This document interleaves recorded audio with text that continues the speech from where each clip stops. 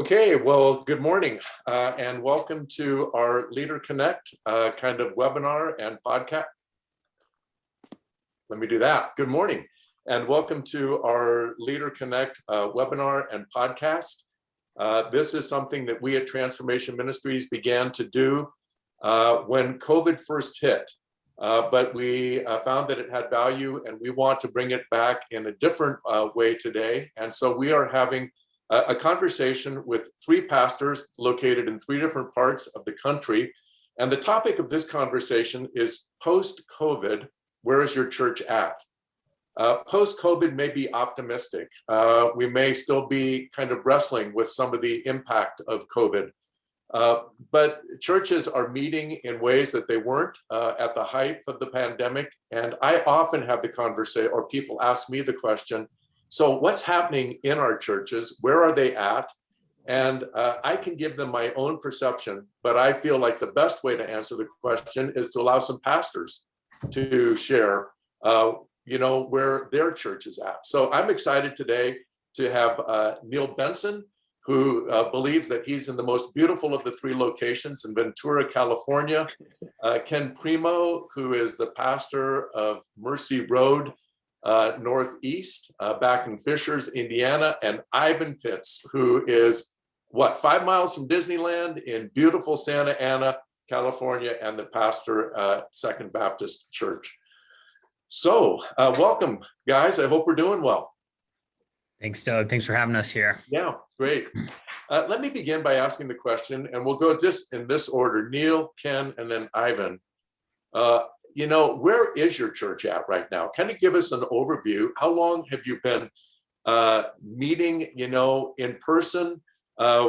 What kind of cautions, if any, are you taking place? Where is your attendance at now as opposed to where it was at pre-COVID? Just sort of give us a picture of that. Yeah. So we're in Ventura, California. We're north of Los Angeles County. So we're a separate county out of LA. But what really happens with Ventura County here is we tend to follow suit with Los Angeles. We're just a couple steps behind them. And so right when the pandemic started, our elders, we decided that we would be overly cautious on regathering and what we did. And so when many churches were gathering outdoors in Southern California, we stayed online only. And then when churches were able to move indoors is when we went outdoors. And so we just kind of stayed a little bit of a step behind. Then we moved back indoors about a year ago. I think it was November of 2020. And then right around Christmas time, things shut down again. And so we went back to online primarily. And so I would say starting in about the spring of this year is when Coastline really started gathering again in our big room. And then on Easter Sunday is when we made the decision to return back to 2 worship gatherings. And we just really found that people like the option. They like to have the opportunity to go to what they want. We continue to stream that on our, on different platforms. So those who aren't ready to return in person can still do that. And then for your second question, Doug, what precautions are we currently taking? And so what we've done, we have 1 staff member and 1 elder who have been very helpful in following what the county and if there were any requirements for the city of Ventura. And so we've followed those to get kind of practical for people. One thing right now in Ventura County is masks are mandatory in, like if you go to Lowe's, if you go to Wood Ranch, if you go to Target, places like that. But masks are actually recommended for places of worship. And it's one of those, it's in those 4-point fonts at the very bottom with an asterisk. And so we've kind of, made sure we comb through those documents. And really, it was Chris Hall who helped us find that. He's a TM pastor, 1 city over from us. And so we continue to follow the guidelines that are in place. That are there. We don't have rows closed off anymore. So we kind of trust people to be adults and, to sit adequately spaced from each other. But, that's interesting as we talk about, moving from online to in the room to requirements. Where we're at attendance wise, if this helps anyone, is our in-person gathering is probably 50, maybe on a good weekend, 60% of what we were pre-COVID. So we're about half. Our online attendance has stayed pretty strong. If you add the 2 up, We're about what we were March of 2020 or February of 2020. But I do want to just make an asterisk for us is we don't use a multiplier effect. And so I talk to a lot of people and they say, one view on YouTube can equal 1.5 or 1.7 people. Right. And we just figure I'm a high school dropout and we're not that smart. So we're just going to say 1 equals 1. Okay, great. Yeah. So at about 50 to 60% of where you were pre-COVID. Yeah. Okay. And I will say too, Doug, it was pretty discouraging. I mean, I think that's without say, for so many of us, we go where did our people go? But I'm so grateful for our staff who just stood strong and hung in there and, maintained the call to love God and love others. Yeah. Well, we'll come back to that. Great. Ken, where's Mercy Road Northeast at? Yeah, so we're unique in that we started during COVID. So Mercy Road has 4 locations, about to be 5. I started the 4th one and we launched September 2020. So, and we launched in person only. And, being out here in Indiana is a different culture and has its own uniqueness compared to being in California or maybe other places as well. And so for us, the government had opened things up June of 2020. People could start meeting, and July, larger gatherings. So let me talk 2 things. One, Mercy Road Northeast, but also Mercy Road as a family of churches. Because for me, we didn't have to shut down. I mean, we just started in the midst of COVID, but Mercy Road itself had shut down. And then really our philosophy was kind of thinking from the start, we kind of pushed more open quickly, as quickly as we could on that envelope. And kind of the thinking was recognizing some churches wanted to wait till COVID was over.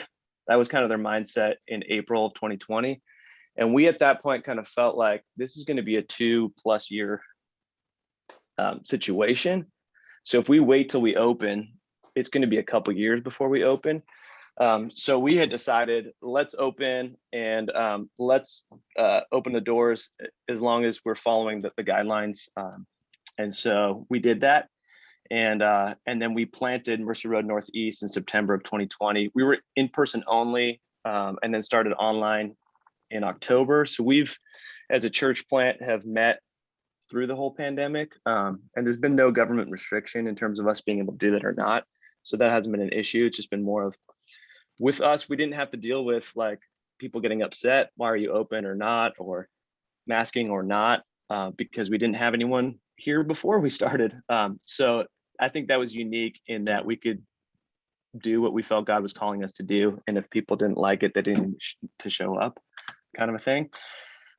So with that, yeah, we in terms of precautions, you kind of heard our mindset of hey, we want to be open. And so we've done that throughout. Mercy Road, Carmel, they do a cautious only service where people have to mask the entire service. That's not mandated by the government, but for one of their services, masks are required. And then the other services, it's optional. So I think that's been a unique thing for people to think through is, hey, if you have got multiple services, offer one that if it's open where you get to make the decision, offer one where, hey, this service, everyone needs to mask the entire service. And then this one's optional. And you can kind of meet your people where they're at that way. Yeah. So we, at my location, we started, and we've do not require masks we have 2 services. We don't require masks for either of those. At Christmas time, we'll do a cautious service where masks will be required for one of our service options.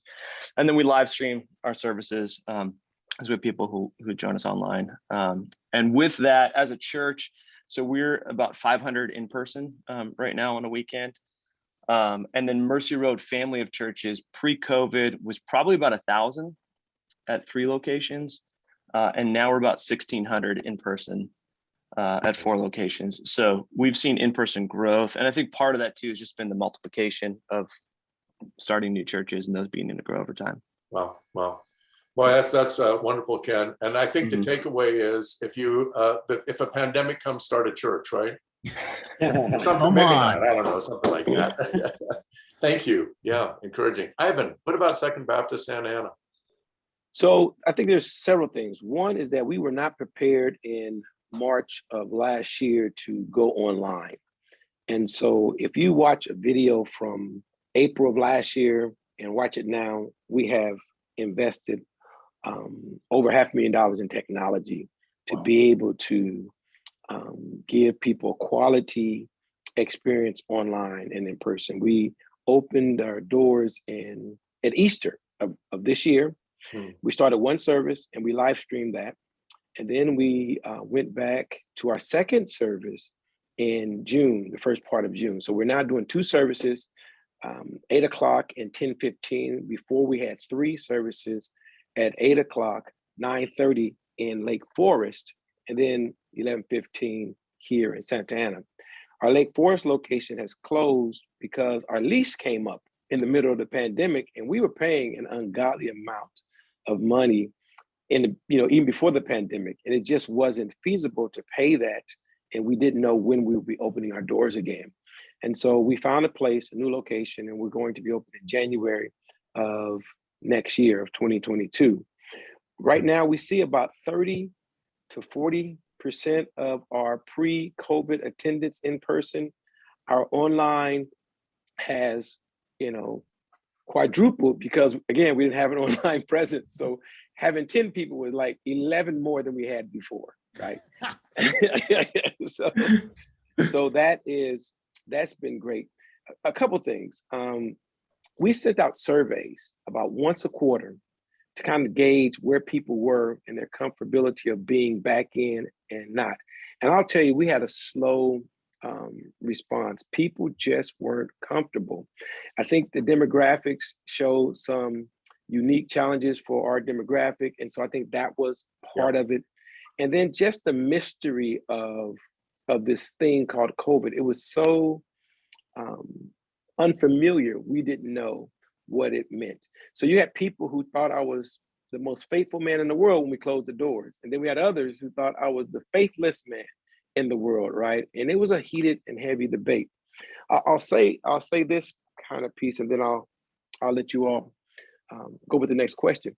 One of the things that I thought is important is that people who are now worshiping indoors, we had registration, then we stopped the registration. People get there right on time. So at 8 o'clock, we'd have about 95% of the people who are going to be in service there.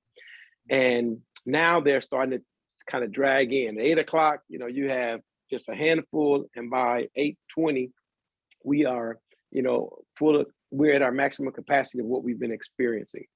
I think the last thing I'll say is we used to go, and this is the African-American tradition. We would go 2 hours in worship, right? And we just get warmed up.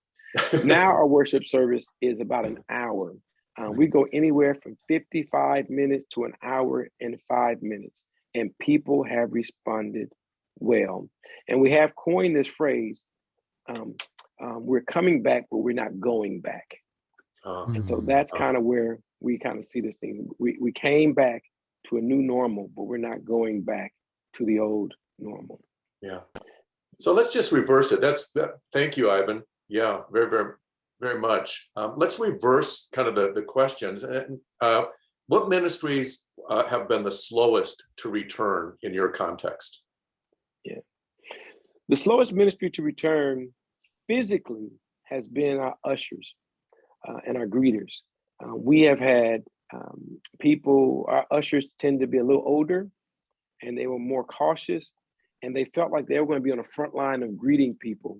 And so that has probably been the biggest challenge. The second largest challenge are people with small children that are not old enough to be vaccinated.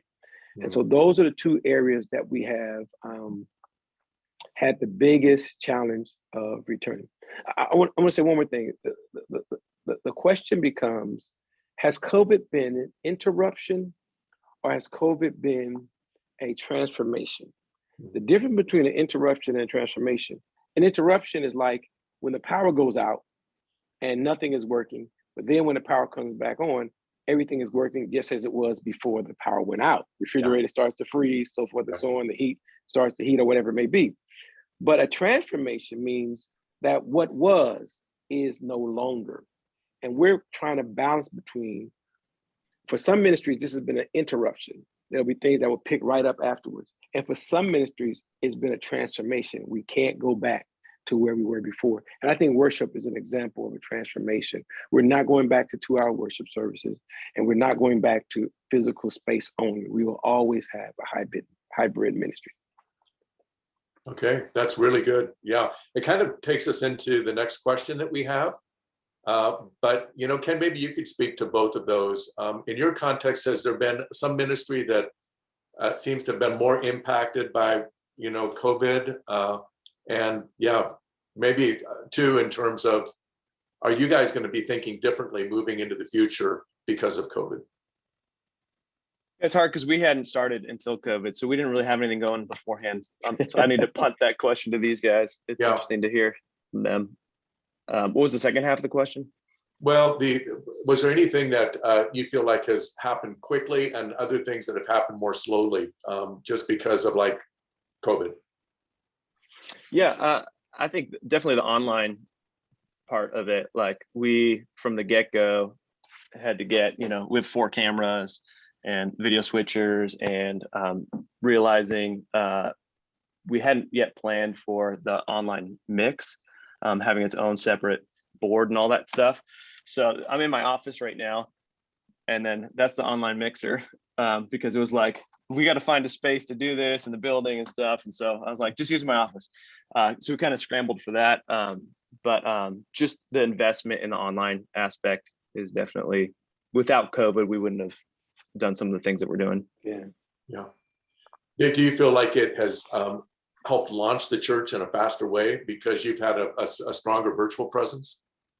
For us? Yeah. Oh yeah. I think it's actually been really helpful because people used to be, the website was the front door for the church. And now I feel like the online, they watch services. And so every Sunday or every couple Sundays, I'm meeting someone new and I ask them, how'd you hear about us? And they're like, I've already watched for a while. I'm starting to explain something to them and they're like, I already know, Pastor Ken, I've already listened to 5 sermons or 10 sermons or whatever online. So I feel like it's changed that way. People can check out, they used to check out your website and try to make a decision from that. Now they'll just watch a bunch of services at different churches and make their decision that way. Okay. Yeah. Neal, what do you want to add in terms of what's been slow to come back and what's an interruption and where's there a transformation taking place at Coastline? Yeah, I think, what was slow to come back is when we went outdoors, we didn't kick off kids ministry right away. Mm-hmm. And so we made like a kids zone is what we called it. And so we told everyone else, bring your own chair, but we made a kids zone with tables and chairs. But what happened for us during the pandemic is our children's director resigned June of last year. And so it kind of just forced us to go like, okay, well, now really we have to do this different.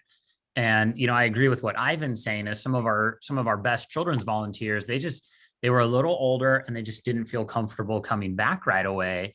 But, also some parents were like, hey, we got to get back because this online thing, watching church online at home with our kids is a blessing from the Lord. It's difficult, right? It's difficult to worship with your kids. So that was really slow for us in the beginning. What's been slowest now is small groups. Mm-hmm. And I feel like our small groups have just been scattered. And it's like, who's meeting online, who's meeting in person, who's meeting indoors, who's just stopped meeting. And so for us right now, that's what we're really trying to figure out is that small group aspect. Yeah.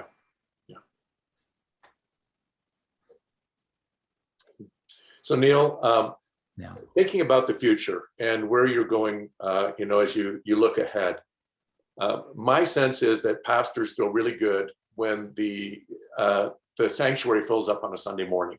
Yeah. And they feel really good when programs are, kind of coming back. Are you thinking, you want to have everything be a physical gathering? How is the virtual aspect of ministry going to fit into what you're planning to do moving ahead? Or do you know yet? Yeah, I think that's a great question.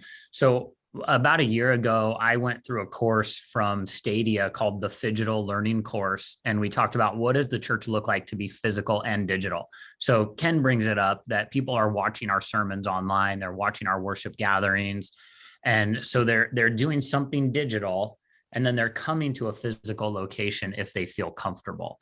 And so we're going to continue pouring gas on that and to continue to try to make things as phygital as possible, to steal that word from them.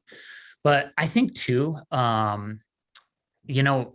all got egos, and man, it feels good to have a room full, and it kind of makes us feel good about ourselves and what we're doing.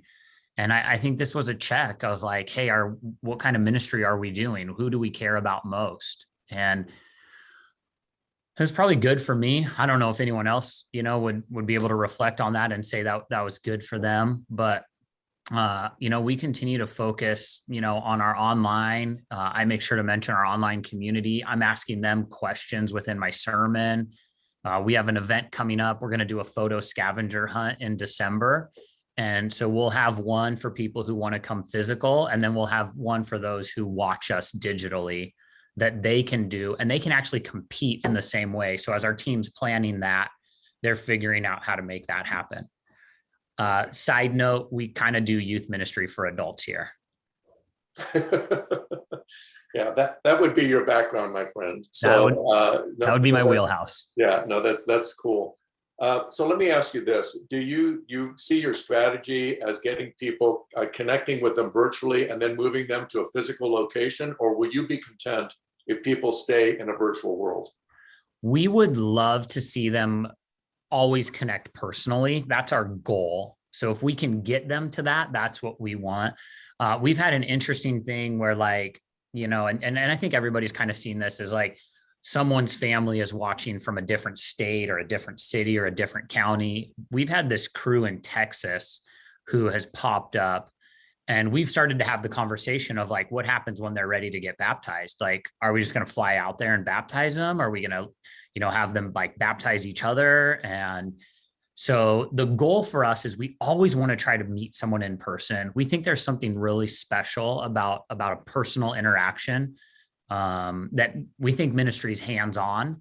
So we'll try for that. That'll be a primary goal for us. Great, thanks.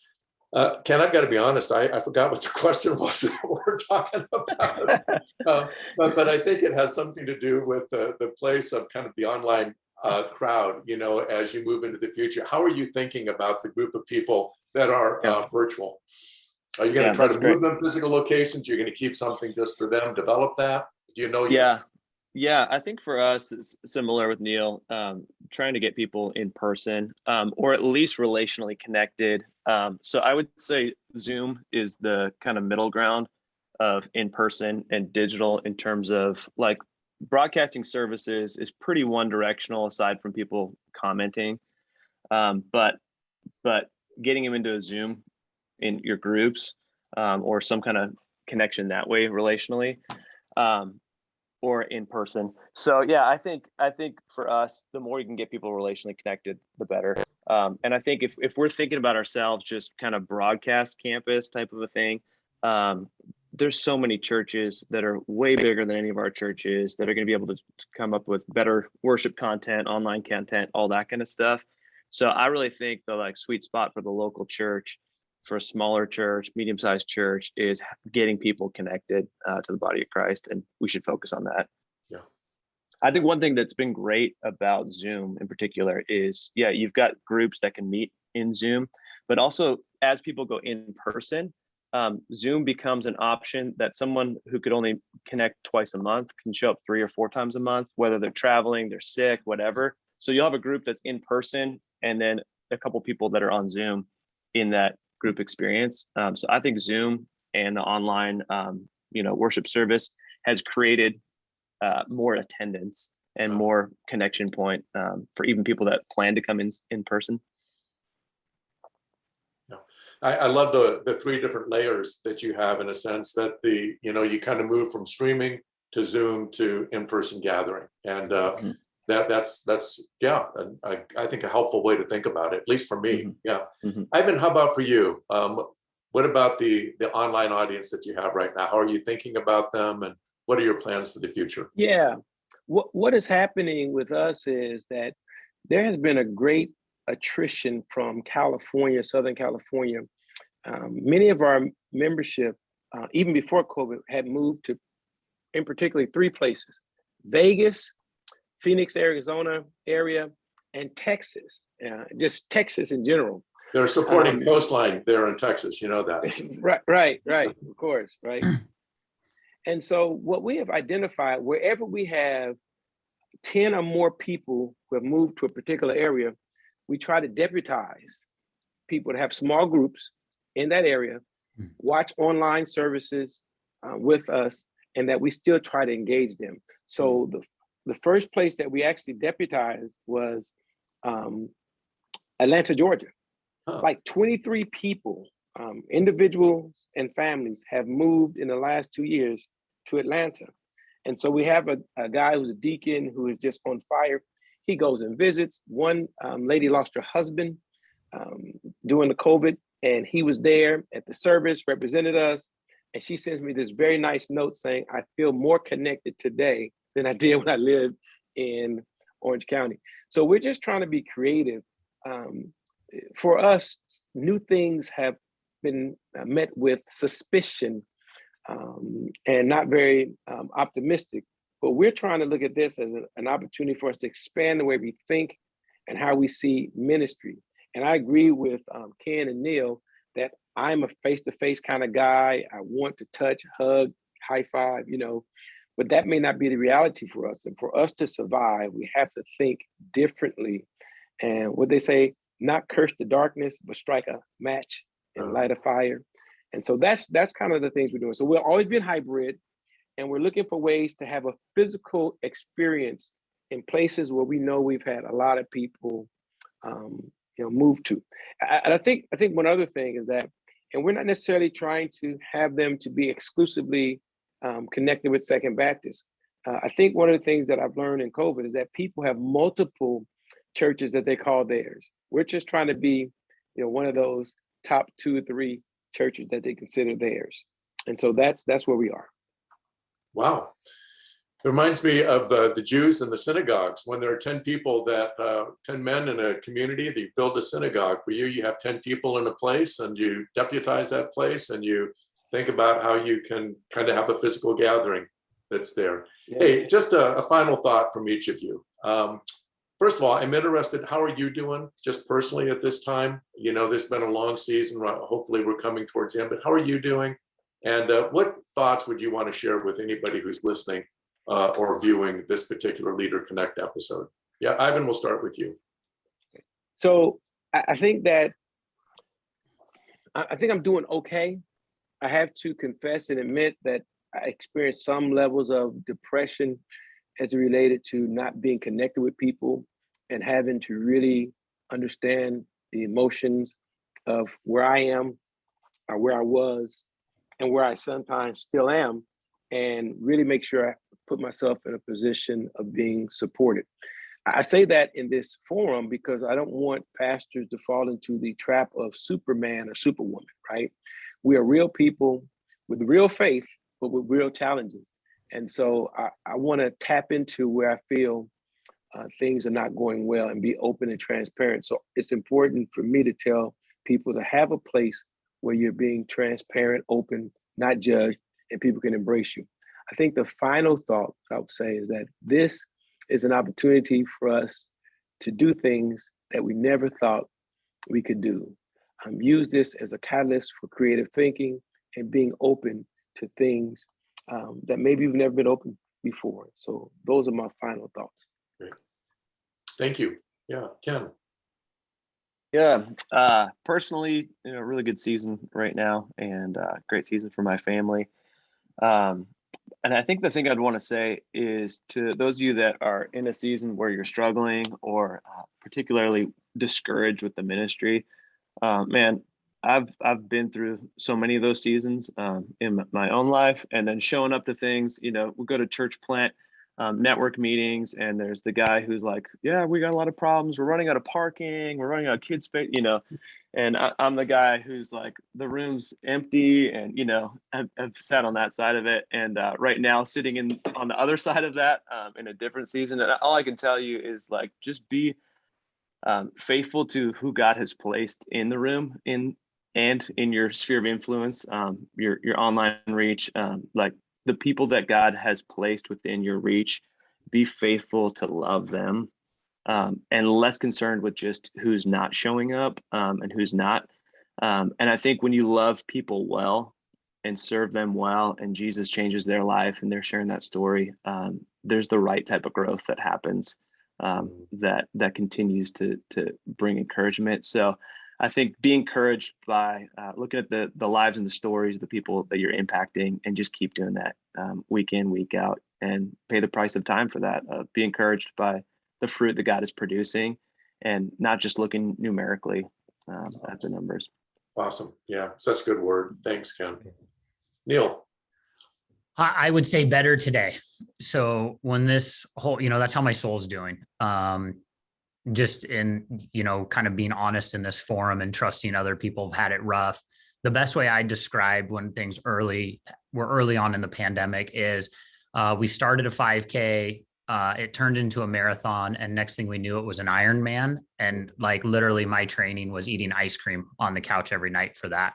So we all went through a leadership transformation that we didn't prepare for. And so over this summer, I gave myself some time to grieve and some time to process that. And I had to ask myself, can I do this again? Can I relaunch Coastline again? And I talked with our staff, and the conclusion that I came up with was our staff relaunched Coastline in March of 2018. And so my conclusion is there is no better staff on the planet prepared for this than the team that we currently have. And so we have muscle memory, which is kind of a benefit for us. We've already relaunched a church. And so we just need to go back to some of that muscle memory and relaunch again. What I would encourage people who are listening to this is don't quit. Like, times are tough, things got crazy, but go back and read Acts and remember that the church thrives under persecution. And so we have a call to ministry, and we have a call to continue to spread the gospel of Jesus Christ. So stay encouraged. If you have to, talk to your elders, go take a week off, go somewhere, get into the mountains, go be with Jesus, come to the beach, have a fish and, some fish tacos with me. And stay encouraged. Neal, Ken, Ivan, such great wisdom from you. Such good final thoughts. Just appreciate it so much. Thanks for your time. Carry on. And gosh, we just, I'm honored to have you on this podcast, and just to hear the way that you're leading. So thank you, and God bless you. And we'll be in touch. Bye-bye. Thank you. Great seeing you guys.